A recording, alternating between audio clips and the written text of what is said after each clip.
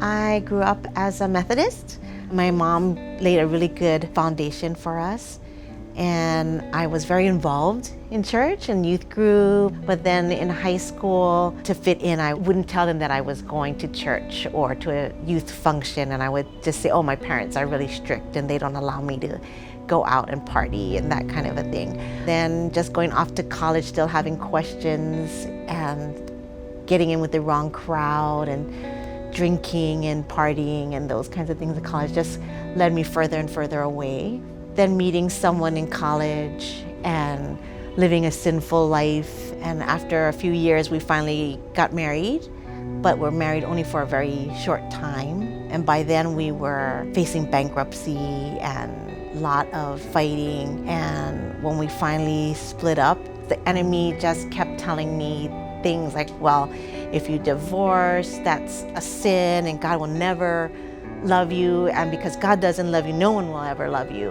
And I struggled with that a lot. I was falling into depression. My mom said, why don't you start going back to church? I didn't want to go back to my own home church, and my mom told me that, well, Pastor Wayne is starting a church here on Oahu. Why don't you go there? So I went a couple of times, and that started the whole healing process. All of a sudden, there was my ex-husband at church, and I was like, what? Out of all the places that he could go for church, why did he have to come here? And I said, Lord, you really have a sense of humor, because when I'm trying to praise you, there he is. And he just kept telling me in my devotional time that I needed to pray for him. And I was still angry at that time. So I just said, I just really cannot pray. But I felt that God was saying, no, you need to pray for him. Not only did I have to open my heart and to accept God's love, but I had to love myself. I think that was really huge for me. I had a hard time forgiving myself. And that was what God was offering.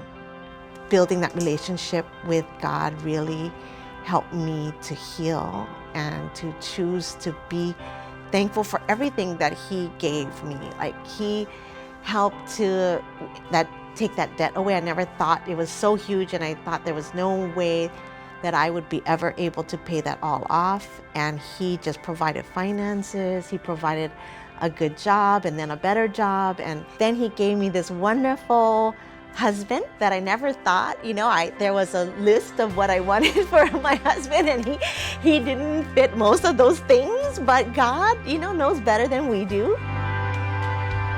We went through all the in vitro and everything science-wise to have a baby.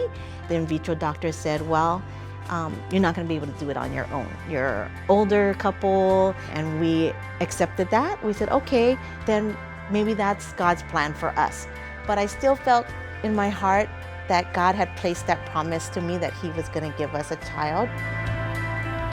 We were going on a mission trip to Nepal, and I told Mark, God is saying to me that we're going to go on this mission trip and we're going to come home with a child.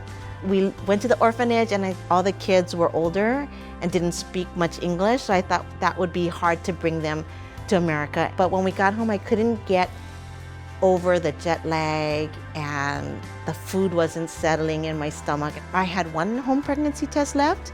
I did it. I looked at it, and it said it was positive. And so we did come home with a child, but it was our own child. So she truly is a miracle child. God is just so, so good. And whatever he promised, he does not break his promise. And we just need to trust. And it's all in his timing.